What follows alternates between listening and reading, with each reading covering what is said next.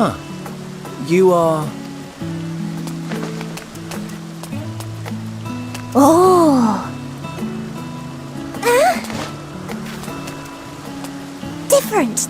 You're different too! You and me! We're alike! Friends! I want to be...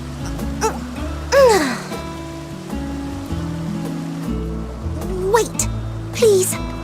Wait!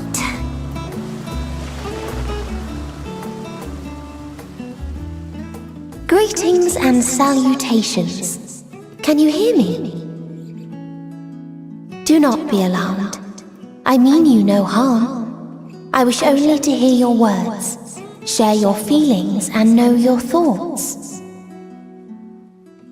May we please be friends? May we please be friends?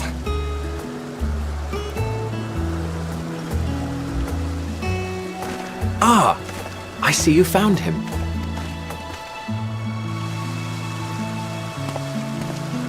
Hythlodaeus. It's been a while. Too long, I think.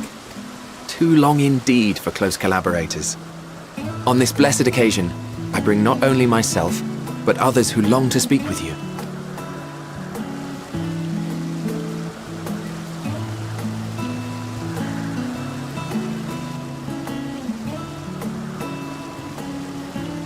You are of the convocation? Emmett Selk at your service. Do I have the honor of addressing Hermes, Chief Overseer of Elpis? You do. You have traveled far for it. Given your facility's purpose, its remote location is something of a necessity. Would that I didn't have to rely upon a guide. Oh, you wound me. Have I not ever been an attentive and helpful friend? But moving along to more agreeable company, this one we chance to...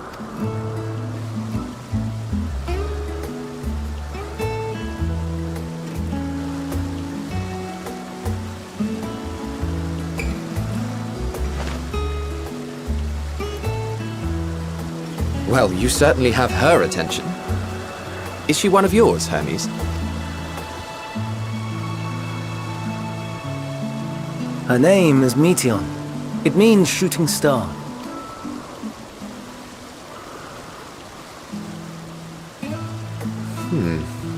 If I may make an observation, her ether is terribly thin. I fear she might dissipate at any moment. Nor do I believe you've made a submission to the Bureau. I would remember such a concept if you had. I haven't, as you say. I judged it too early. She's a pet project of mine, still undergoing preliminary testing. But rest assured that I will attend in person ere long. Very well. Being an authority on flying life forms, I appreciate that you are exacting in your work. I shall look forward to your submission. If we have finished with the perfunctory chit-chat, I would discuss official matters. By my coming, I trust you already anticipate the subject. I have an inkling, yes. Please wait to the main building yonder. I shall join you as soon as I've returned these creatures to their homes. What's wrong, Hermes? An amystoma is missing.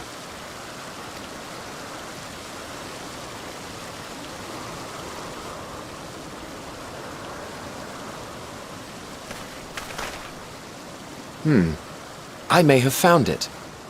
A creature with the self-same ether as those there, nestled in the boughs of a tree outside the grounds.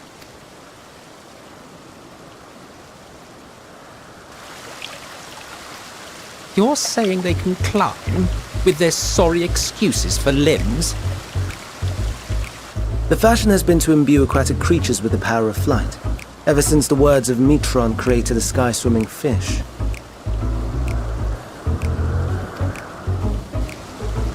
The ambistomas too can fly, if only slightly, and they could conceivably climb a tree. Whether they can come down safely, however... Excuse me.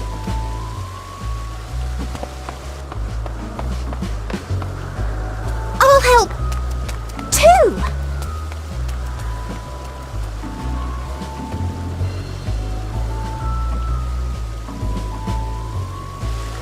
And what are we supposed to do with this lot?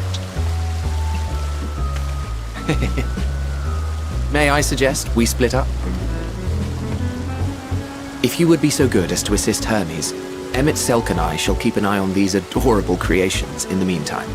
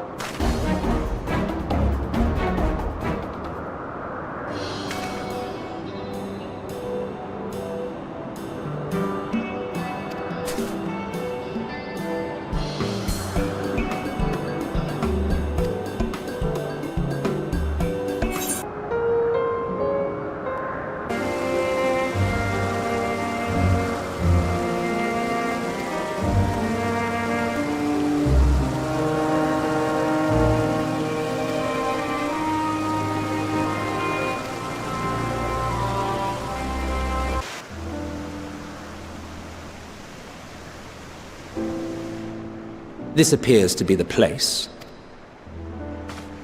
And here is where we part ways. We will be discussing highly sensitive affairs. Only a select few may be privy to such knowledge, and that does not include someone who cannot or will not divulge their origins.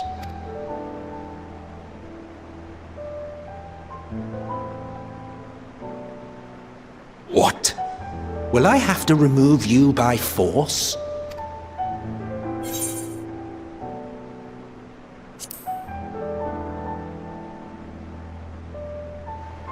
Yes, I'm sure your business with Hermes is quite pressing. You may speak with him to your heart's content after ours is concluded. I do not object to her attendance. Hermes, this is highly irregular.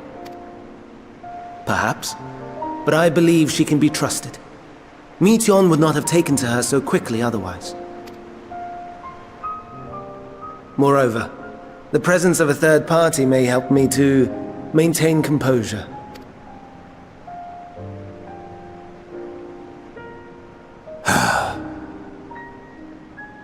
As you wish, then. Behave yourself, do you hear?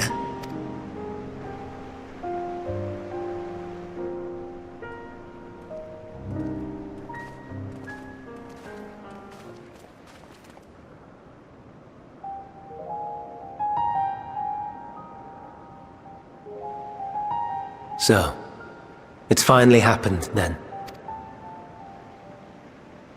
Aye. Van Daniels declared his intention to step down, and named you as his preferred successor.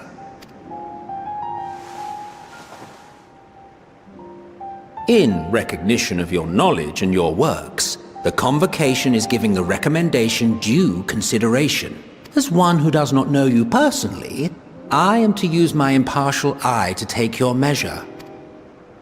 And above all else, to ascertain your disposition towards the invitation.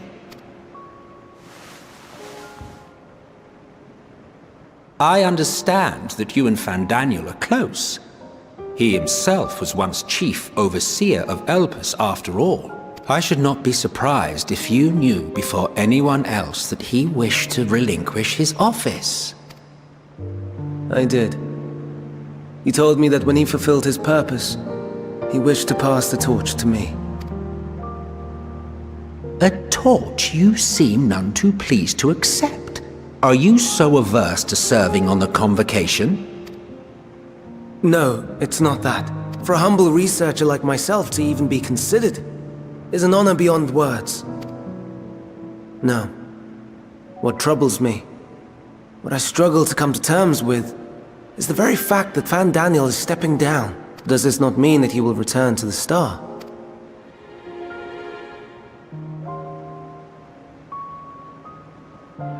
Of his own volition, yes, like so many others have before him. Return to the Star? Does that mean die? Well now, that's not a word I hear often. Is that what you say here in Elpis? Mankind is the life of Atheris.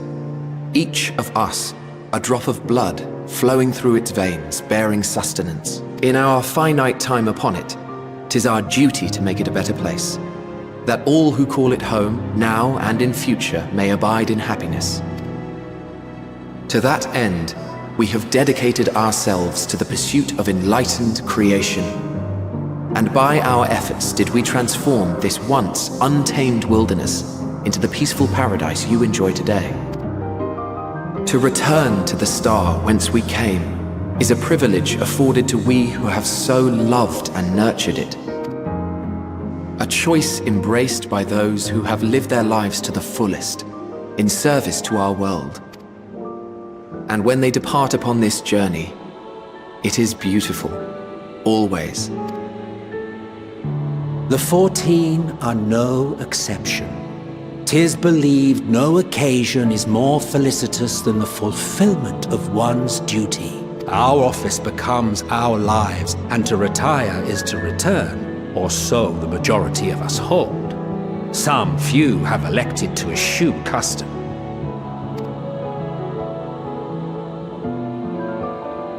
Mayhap you feel Fandaniel's deeds do not warrant his return. Yet you should know his accomplishments as well as any. During his time, he conceived of countless outstanding concepts. And channeling the wealth of experience he attained here in Elpis, he brought forth many new specimens. I know of all this. I do. It's just, I cannot fathom why someone so great and wise, who could still do so much good, would want to end it all.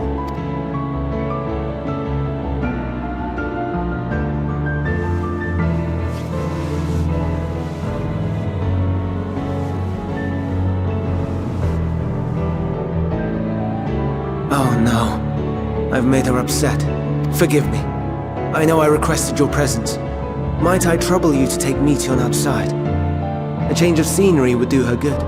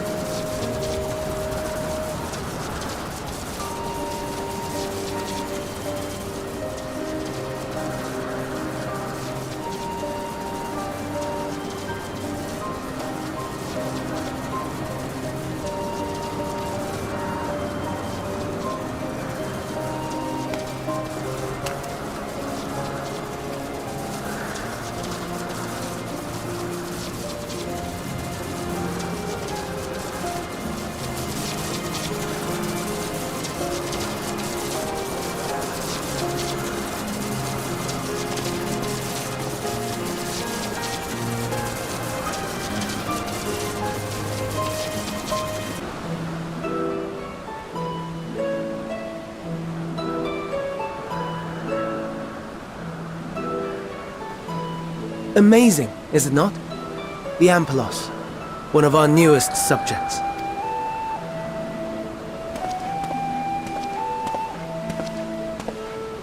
So, how are we coming along?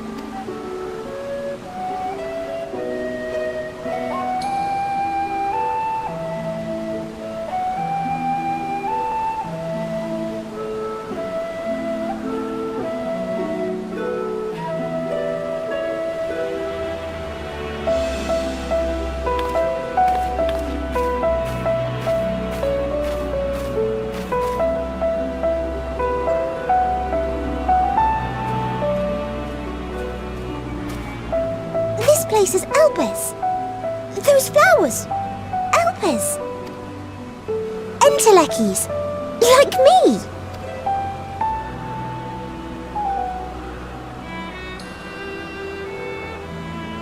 They are a product of Elpis, and so named for their birthplace. A happy accident, born of the hands of a former researcher who loved beautiful blossoms. Unique for how they change color, to reflect the emotional state of those nearby. Though be it here or elsewhere, they are seldom seen in any hue save purest white. Reflect the emotional state, you say? By what means do they achieve this? In creation, there exists an energy wholly apart from ether, one driven by emotions. In like manner to how we manipulate ether, this flower is subject to the influence of said energy. While it has no will of its own, it is sensitive to the prevailing emotion in the vicinity, and reacts by altering its color and vibrancy.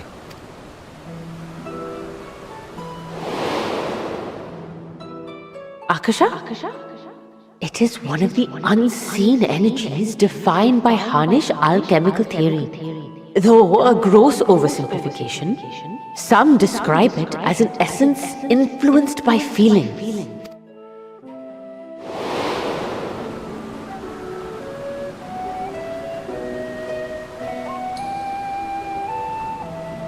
Akasha.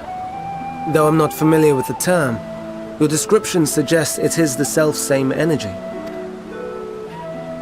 Dynamis, we call it. And those entities like the Elpis flower that have the ability to interact with this energy, converting emotions into tangible phenomena, are Antelekis. That's me! That's me! An Enteleki! That you are, my dear. And no ordinary one at that, but the first possessed of free will. Wait! A form of energy other than ether? Dynamis? I've never heard of such a thing. Hardly surprising. Dynamis cannot be seen, much less felt. And though its existence has long been theorized, we had no proof until the flower's serendipitous creation. What's more, Dynamis is far weaker than ether. Under normal circumstances, its effects are drowned out by the latter, on account of which, beings comprised of and reliant upon the ether, like you and I, are unable to make practical use of Dynamis. 'Tis a truly esoteric thing, known to but a select few scholars. Intriguing. Then, given the limitations you described, why create Meteon?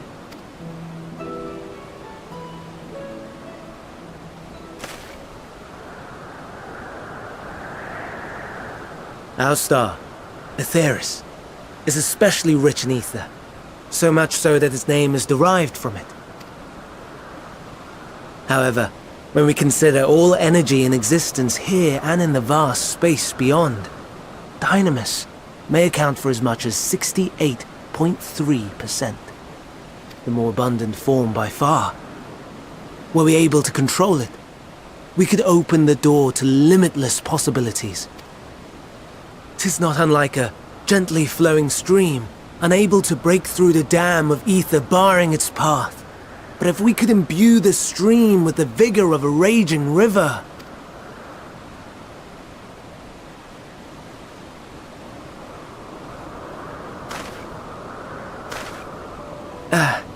Not that I have such grand ambitions. Nay. I merely wish to create a being that could traverse the great expanse.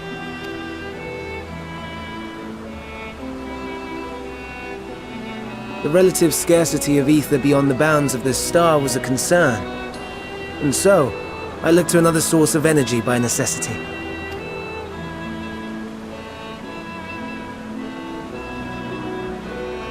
That being Dynamis. No wonder her ether is so thin. Precisely. Yours is thin too. Like an Enteleki. Like me. So... are we the same? Entelekis.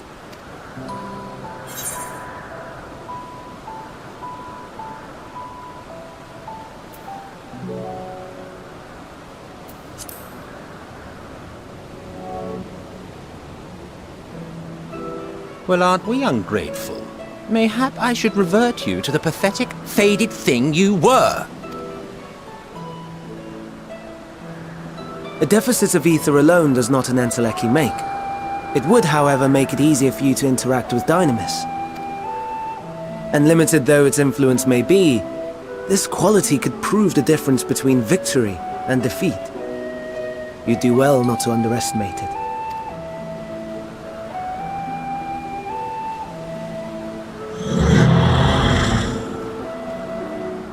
Oh dear, I'd forgotten about the poor fellow.